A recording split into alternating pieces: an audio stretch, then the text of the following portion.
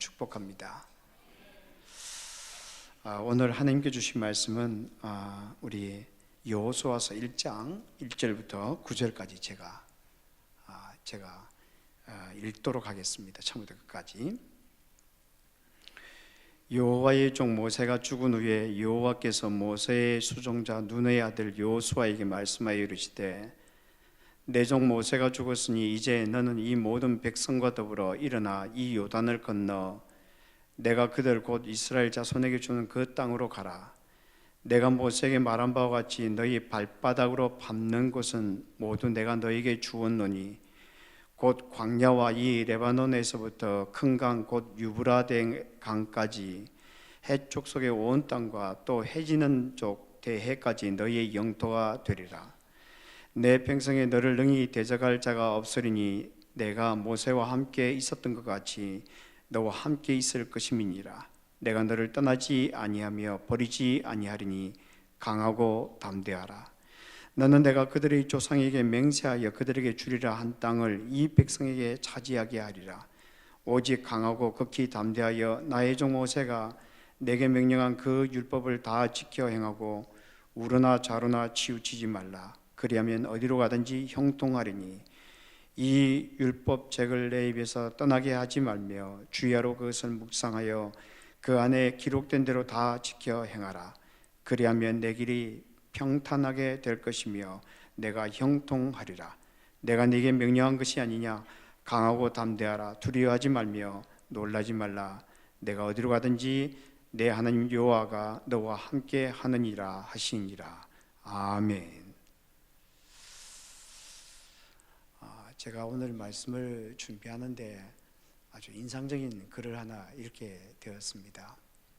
플로렌스 체드윅이라는 이 사람이 있는데요. 플로렌스 체드윅, 아마 들어보신 분들이 있는지도 모르겠습니다. 이분은 수영 선수인데 영국 해협을 수영으로 왕복을 했던 첫 번째 여성이었다고 합니다. 그런데 1952년에 새로운 도전을 하게 됩니다. 그 새로운 도전이 무엇이었는가 하면은 그 에나임 쪽에서 이렇게 바라보면 서쪽으로 그 카탈리나라는 섬이 있는데 그 내륙까지 그 이쪽까지 본토까지 오려면 한 본토에서 그 지역까지는 한 20마일, 한 35km 떨어져 있는 곳이라고 합니다. 그런데 그 섬에서부터 이 본토까지 수영을 해서 도착하는 것입니다. 그 일에 도전을 하게 되었습니다. 그런데 이 일은 절대 쉬운 것이 아니었습니다. 한 16시간 그리고 소요가 됐는데 먹지도 않고 마시지 않고 계속해서 수영을 하는 것입니다. 그런데 그 주위에는 아무도 없었습니다. 배 한 척만 딱 있었고 배가 그 상어떼가 공격하는 것으로부터 보호를 해주는 그런 일을 했다고 합니다. 그런데 이 여성이 혼자서 그 외로운 삶을 하는 외롭게 그 수영을 계속하고 있었는데 그때 멀리에서 그 안개가 자욱하고 해안은 보이지 않았다고 합니다. 그리고 날씨가 너무 추웠다고 합니다. 그래서 한 15시간 정도 수영을 이렇게 하고 가고 있을 때 갑자기 이 여성이 자기 물 밖으로 좀 나갈 수 있게 해달라고 그렇게 요청을 했다고 합니다. 곁에 있던 어머니가 이제 거의 다 왔으니까 조금만 더 가면 된다라고 이렇게 이야기를 하면서 격려를 했습니다. 그런데 이 여성이 이야기하기를 나는 이제 육체적으로 그리고 정신적으로 탈진이 돼서 더 이상 수영을 할 수 없다. 나를 좀 내보내달라. 그렇게 해서 결국 중도에 포기하고 배에 올라왔습니다. 그런데 배에 올라와서 딱 보니까 앞에 800m밖에 남지 않았다고 합니다. 조금만 더 가면 되는데 얼마나 안타까웠겠습니까? 그 다음날 이 기자회견을 하게 되었는데 이 여성이 그런 이야기를 했다고 합니다. 눈에 보이는 것은 자욱한 안개뿐이었어요. 만일 캘리포니아 해변이 보였더라면 저는 충분히 완주할 수 있었을 것입니다. 안개가 제 승리를 앗아갔습니다. 그렇게 이야기를 했습니다. 그러니까 이 캐드윅이라는 이 여성이 수영이 어려워서 중도에 포기한 것이 아니었다는 것입니다. 어쩌면 안개 자체도 그리 문제가 되지 않았을지도 모릅니다. 안개가 끼어 있으니까 앞이 보이지 않았고, 앞이 보이지 않으니까 희망이 보이지 않았던 것입니다. 그러니까 마음이 문제였다는 것입니다. 오늘 우리가 여호수아서 1장 1절부터 9절 말씀을 읽었는데, 오늘 본문은 2020년을 맞이하는 우리가 어떤 마음을 가지고 이 새해를 맞이해야 우리에게 주어진 삶들을 어떻게 잘 끝마칠 수 있는지 그것을 잘 보여주고 있는 것 같습니다. 오늘 보면 2절에 보면 이렇게 되어 있죠. 내 종 모세가 죽었으니 이제 너는 이 모든 백성과 더불어 일어나 이 요단을 건너 내가 그들 곧 이스라엘 자손에게 주는 그 땅으로 가라. 드디어 모세가 죽게 되었습니다. 새로운 시대가 시작되었다는 것입니다. 그때 여호와께서 하나님께서 여호수아에게 명령을 하셨습니다. 일어나라는 것입니다. 그리고 요단을 건너가라는 것입니다. 그리고 이스라엘 백성들이 주실 땅으로 가라라고 그렇게 말씀하셨습니다. 그런데 이 여호수아의 독자들은 누구 있는가 하면 바벨론 포로 이후에 여기저기 흩어져 있는 디아스포라처럼 흩어져 있는 사람들에게 주어진 하나님의 말씀이었습니다. 그렇다면 이 말씀이 지금 하나님께서 여호수아에게 지금 일어나서 요단을 건너가라고 하는 이 말씀이 이 독자들에게 그리고 2020년 맞이한 우리에게 주시는 교훈이 무엇일까요? 우리가 첫 번째 기억해야 될 단어는 무엇인가 하면 반응이라는 단어입니다. 반응. 하나님께서 일으키시는 그 역사에 반응하는 자들이 되어야 한다는 것입니다. 오늘 2절에 보면 이렇게 되어 있습니다. 다시 한번 더 읽어보면 이렇게 되어 있습니다. 내 종 모세가 죽었으니 이제 너는 이 모든 백성과 더불어 일어나 이 요단을 건너 내가 그들 곧 이스라엘 자손에게 주는 그 땅으로 가라. 하나님께서 여호수아에게 주시는 명령은 아주 단순했습니다. 이제 일어나라는 것입니다. 그리고 가라는 것입니다. 건너가라는 것입니다. 어디를 말입니까? 요단강을 건너가라는 것입니다. 그리고 하나님께서 주고자 하는 그 땅으로, 가나안 땅으로 가라고 그렇게 말씀하는 것입니다. 그런데 여기에서 우리가 주의 깊게 보아야 될 것이 무엇인가 하면 이 명령은 여호수아 한 사람에게 주신 것이 아니고요, 이스라엘 백성들 전체에게 주신 말씀이었다는 것입니다. 오늘 본문에 보면 이렇게 되어 있죠. 이제 너는 이 모든 백성들과 더불어 일어나, 이렇게 이야기를 하고 있습니다. 그러니까 마치 여호수아 한 사람에게 명령을 주는 것처럼 그렇게 보여집니다. 그런데 원래 원문에 보면 어떻게 되어 있는가 하면 너 여호수아와 그리고 이 모든 백성들아 너희들은 일어나라 그리고 요단강을 건너가라 이렇게 이야기를 하고 있습니다. 흔히 이 본문을 가리켜서 이야기하기를 이 본문을 가리켜서 여호수아가 여호수아의 위임시라고 그렇게 생각을 합니다. 그러니까 여호수아가 모세가 죽고 난 후에 이 여호수아를 새로운 이스라엘 지도자로 세워서 그로 하여금 가나안 땅으로 가게 하는 그 어떤 예식으로 생각하는 사람들이 많습니다. 그런데 오늘 본문은 그렇게 이야기를 하고 있지 않습니다. 물론 여호수아가 이스라엘 백성들의 대표입니다. 그런 의미에서 의미가 아주 중요성이 있습니다. 그러나 이 본문은 여호수아 한 사람이 주신 것이 아니고요, 이스라엘 백성들 전체에게 주시는 하나님의 말씀이다라고 하는 것입니다. 여기서 우리가 기억해야 될 대단히 중요한 것이 하나 있습니다. 그것은 2020년에 나 자신이 교회 공동체를 위하여 무엇을 함께 할 것인가, 그것을 생각하고 고민해야 한다는 것입니다. 왜냐하면 하나님은 우리가 하나님의 일을 함께 해 나가기를 원하시기 때문입니다.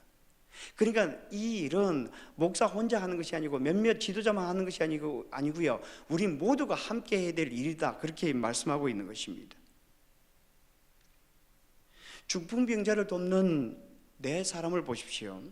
마가복음 2장에 보면은 예수님께서 가버나움에 있는 어느 집으로 가셨습니다. 많은 사람들이 모여들었습니다. 그래서 문 앞으로 가기에도 그렇게 어려웠습니다. 그런데 4명의 사람들이 한 중풍병자를 메고 예수님께 찾아옵니다. 그때 무리 때문에 갈 수가 없었습니다. 그러자 그들이 지붕으로 올라갔고요, 그 지붕을 뜯었다, 이렇게 이야기를 하고 있습니다. 이 유대인들의 이 지붕은 평평하게 되어 있습니다. 그래서 뜯을 수 있는 곳이었습니다. 그래서 지붕을 뜯어서 구멍을 내고 그리고 그가 누운 상을 달아 내렸습니다. 그때 어떤 일이 일어났습니까? 성경은 이렇게 말을 하고 있습니다. 예수께서 그들의 믿음을 보시고 중풍병자에게 이르시되 작은 자야 내 죄사함을 받았느니라 하시니, 예수님께서 누구의 믿음을 보셨다고 그렇게 말씀하고 있습니까?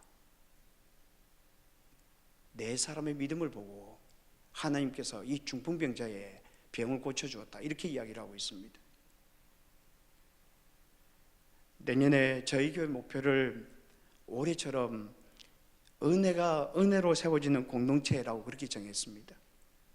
저희 아가페 교회는 하나님께서 부어주셨던 그 은혜로 지금까지 세워져 갔습니다. 그래서 때마다 시마다 하나님께서 사람들을 세우시고 그리고 그 사람들을 통하여 하나님께서 교회를 이끌어 오셨습니다. 그렇다면 이제 그 은혜가 서로가 서로에게 흐를 수 있도록 그렇게 공동체를 만들어 나가야 된다는 것입니다. 서로가 서로를 세워주는 공동체, 그래서 나 때문에 다른 사람들이 복을 받는 그런 공동체로 만들어 나가야 한다는 것입니다. 그 일을 위하여 두 가지를 해보고 싶습니다. 하나는 새해 소그룹 모임을 활성화시키기 위하여 노력할 것입니다. 그래서 소그룹 모임을 통하여 하나님의 은혜를 나누는 그런 복된 그런 공동체를, 그런 소그룹을 만들어 나가고자 하는 것입니다. 또 하나는 가정예배를 드릴 수 있도록 도와나갈 것입니다. 그래서 매달 마지막 주에 제가 가정예배를 드릴 수 있는 자료들을 내드릴 것입니다. 저는 처음에 이것을 안 하고 싶었어요. 왜냐하면 사역자가 많지 않기 때문에 해야 되는 일들이 많이 있잖아요. 그러면 이것을 만들려면 자료를 만들고 번역을 하고 또 나눠주고 이렇게 해야 되잖아요. 그래서 하지 말까 그런 생각들을 했습니다. 그런데 하나님께서 이것을 하기를 원하는 것 같았습니다. 가정예배를 드려야 된다라고 하는 것입니다. 가정예배를 드리는 분들은 이 가정예배를 통하여 하나님께서 주시는 이 복이 얼마나 큰가 하는 것을 알게 됩니다.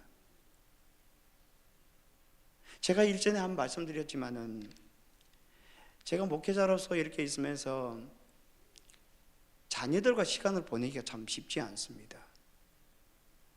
그런데 제가 자녀들과 했던 것 중에 하나가 가정예배였습니다. 꼭 월요일 저녁이 되면 자녀들과 함께 가정예배를 꼭 드렸습니다. 왜냐하면 월요일이 제게는 가장 편한 시간이었기 때문입니다.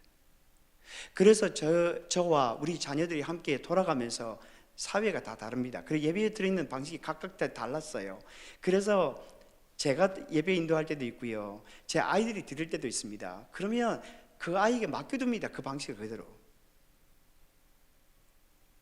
그런데 아이들이 그것을 통하여 신앙이 자라가는 것을 보게 되었습니다.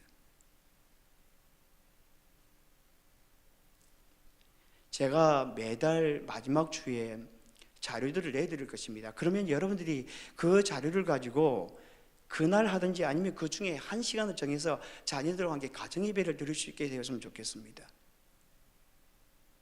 우리가 교회를 세워나가는 데 있어서 이 공동체를 세워나가는 것은 혼자 하는 것이 아닙니다. 함께 세워나가는 것입니다. 함께.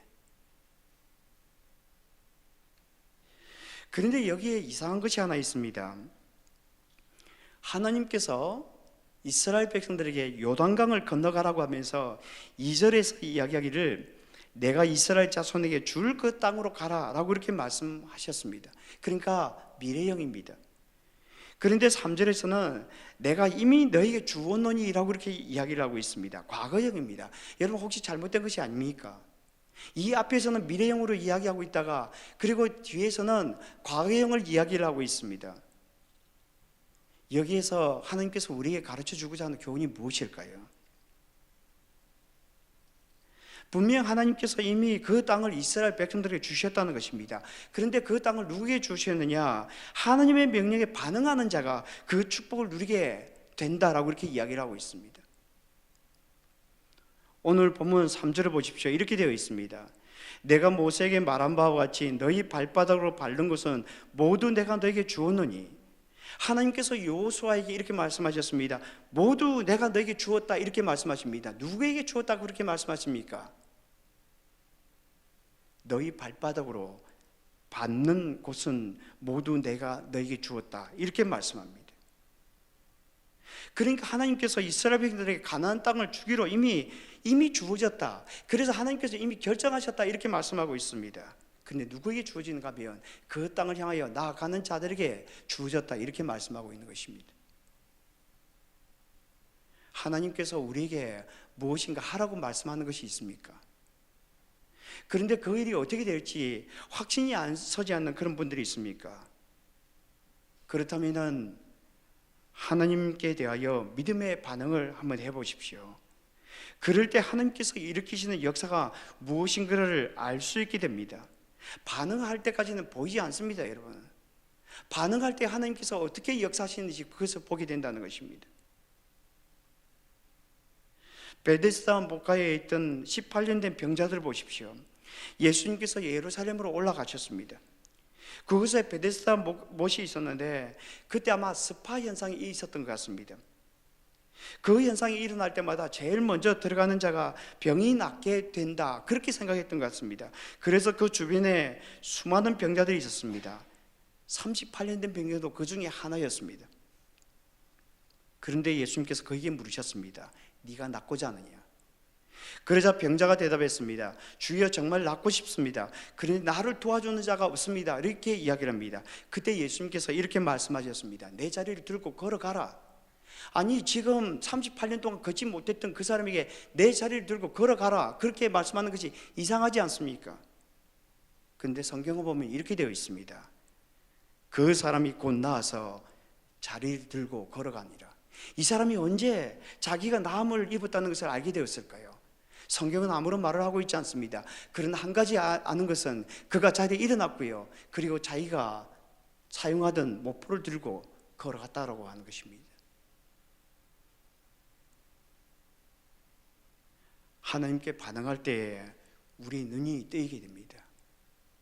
하나님께 반응할 때에 새로운 세계가 보이게 됩니다. 제가 미시간에서 공부할 때에 함께 공부하던 친구 중에 참 가까이 사귀던 그런 친구가 하나 있었습니다. 그런데 이 친구가 이혼이라는 그런 어려운 과정을 거쳐 지나가게 되었습니다. 그래서 홀로 그 형님이 계시는 유타주에 가서 그 논문을 쓰면서 오랫동안 지냈는데, 그러는 과정 중에 외부로부터의 모든 연락이 다 끊겼습니다. 그래서 딱 두 사람하고만 연락을 했는데 그 중에 저와 또 한 사람이 있었습니다. 그래서 제가 자주 그 친구에게 전화를 했었습니다. 그런데 한 번은 저에게 굉장히 인상적인 이야기를 한번 하더라고요. 이 자신이 상황들을 바라볼 때 절벽으로 가는 것 같았답니다. 그래서 너무 무서웠고 죽을 것 같더랍니다. 그런데 하나님께서 자신에게 앞으로 가라고 그렇게 말씀하길래 그냥 갔다고 합니다. 그런데 그 절벽 끝에 도착해서 보니 갑자기 그 절벽을 따라 아주 조그만 오솔길이 나는 것을 보게 되었다고 합니다. 그냥 볼 때는 아무것도 보이지 않는 그 절벽 끝이라고 생각했는데, 그런데 하나님께서 계속 가라고 할 때에 그 끝에 도착해서 보니까 하나님께서 열어주시는 길이 열리게 되는 것을 보게 되었다, 그렇게 이야기를 하더라고요. 오늘 하나님께서 여호수아와 이스라엘 백성들에게 말씀하셨습니다. 이제 너는 일어나 이 요단을 건너 그 땅으로 가라. 하나님께서 이스라엘 백성들에게 일어나서 가라고 그렇게 말씀하셨습니다. 어디로 가라고 그렇게 말씀하셨습니까? 하나님께서 주기로 약속한 그 땅으로 가라라고 그렇게 말씀하고 있는 것입니다. 그러면 하나님께서 이미 주신 땅을 그들이 차지하게 될 것이라고 말씀하고 있습니다. 하나님의 말씀에 믿음으로 반응함으로 말미암아 하나님의 역사를 경험하며 살아가는 저와 여러분이 되기를 주님의 이름으로 축복합니다. 두 번째로 우리가 기억해야 될 단어는 순종이라는 단어입니다.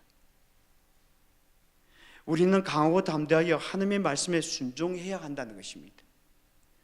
오늘 본문 7절과 8절에 보면 이렇게 되어 있습니다. 오직 강하고 극히 담대하여 나의 종 모세가 내게 명령한 그 율법을 다 지켜 행하고 우로나 좌로나 치우치지 말라. 그리하면 어디로 가든지 형통하리니 이 율법책을 내 입에서 떠나게 하지 말며 주야로 그것을 묵상하며 그 안에 기록된 대로 다 지켜 행하라. 그리하면 내 길이 평탄하게 될 것이며 내가 형통하리라. 하나님께서 가나안 땅으로 들어가는 이스라엘 백성들이 하는 말씀이 강하고 담대하라고 그렇게 말씀하셨습니다. 이것을 3번이나 반복하고 있습니다. 6절과 7절과 9절에 3번이나 반복하고 있습니다. 그만큼 중요하다는 것입니다. 그런데 여기에 아주 흥미로운 것이 2가지가 있습니다. 하나는 하나님의 말씀을 지키고 순종하기 위하여 마음을 강하고 담대하게 해야 한다는 것입니다. 지금 이스라엘 백성들은 가나안 땅으로 들어가야 합니다. 그러기 위해서는 전쟁 준비도 해야 되고 준비해야 될 것이 많았습니다. 그런데 하나님의 방식이 완전히 달랐습니다. 오늘 본문에 보면 딱 한 가지만 말씀하고 있습니다. 하나님의 말씀을 잘 순종해야 한다는 것입니다. 그런데 하나님의 말씀을 지키는 것이 그렇게 쉽지 않을 것이라고 말씀하고 있습니다.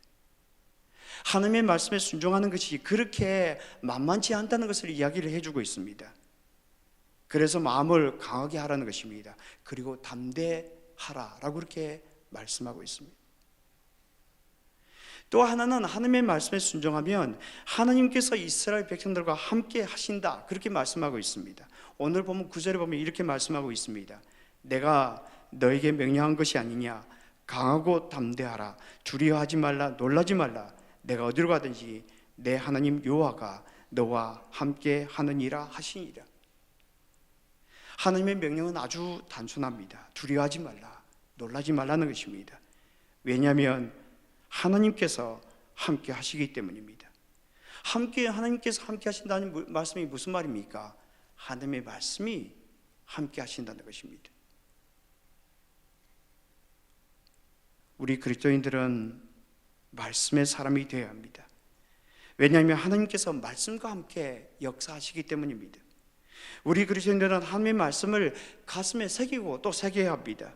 그럴 때에 하나님께서 우리들의 삶 속에서 살아 역사하기 시작합니다. 왜냐하면 말씀이 바로 하나님 자신이기 때문입니다. 그래서 요한복음 1장 1절과 14절에서 이렇게 말씀하고 있습니다. 태초에 말씀이 계시니라. 이 말씀이 하나님과 함께 계셨으니 이 말씀이 곧 하나님이시니라. 말씀이 육신이 되어 우리 가운데 거하심에 우리가 그 영광을 보니 아버지의 독생자의 영광이요 은혜와 진리가 충만하더라. 말씀을 가슴에 품고 살아갈 때에 예수 그리스도께서 우리와 함께 하신다, 그렇게 말씀하고 있습니다. 미드웨스트에 위치한 어느 작은 마을에 젊은 부부와 아이들이 2층 집에서 살고 있었습니다. 그런데 어느 날 밤 집에 불이 났습니다. 그래서 온 집에 연기가 자욱하게 되었습니다. 온 가족이 다 뛰어나왔습니다. 불길이 너무 심해져서 집 안으로 들어갈 수가 없었습니다. 그런데 5살 난 아이가 나오지 않은 것을 보게 되었습니다. 안타까운 마음으로 아이의 이름을 불렀습니다. 그때 2층 창가에서 아이가 눈을 비비면서 울부짖고 있었습니다. 아빠가 놀라서 아이에게 소리쳤습니다. 얘야, 아래로 뛰어내리라. 아빠가 널 잡아줄게. 아이는 비명과 함께 울면서 소리를 질렀습니다. 아빠, 앞이 보이지 않아요. 아무것도 볼 수 없어요. 아빠가 다시 외쳤습니다. 그래 아들아, 앞이 보이지 않을 거야. 지금 연기가 자욱해서 아무것도 안 보일 거야. 그러나 여기서 아빠는 너를 볼 수 있단다. 그 말에 아이는 뛰어내렸고 그리고 안전하게 아버지의 품에 안기게 되었다라고 합니다. 이 모습이 우리의 모습이 아닐까라고 생각합니다. 때로 우리는 캄캄한 현실을 맞이할 수도 있을 것입니다. 심한 두려움을 가질 수도 있을 것입니다. 무엇을 해야 될지 모르는 그런 상황 가운데도 있을 것입니다. 그럴 때 하나님께서 이렇게 말씀하실 것입니다. 얘야, 너는 잘 볼 수 없지만 나는 항상 너를 지켜보고 있단다. 네가 내 말을 잘 듣고 순종하면 내가 너를 잘 보호하고 인도할 거야. 그리고 내 말을 믿고 뛰어내리라. 내가 너를 안전하게 받아줄게. 하나님께서 오늘 이 여호수아 1장을 통해 우리에게 2가지를 말씀해 주고 있습니다. 그것은 반응이라고 있습니다. 하나님께서 일으키시는 역사에 반응하라는 것입니다. 또 하나는 강하고 담대하라는 것입니다. 하나님의 말씀에 순종하기 위하여 강한 마음을 가지라는 것입니다. 그리고 하나님의 말씀에 반응하기 위하여 순종하기 위하여 담대한 마음을 가지라는 것입니다. 우리 모두 이 명령에 순종함으로 말미암아 하나님의 역사를 경험하며 살아가는 저와 여러분이 되기를 주님의 이름으로 축복합니다.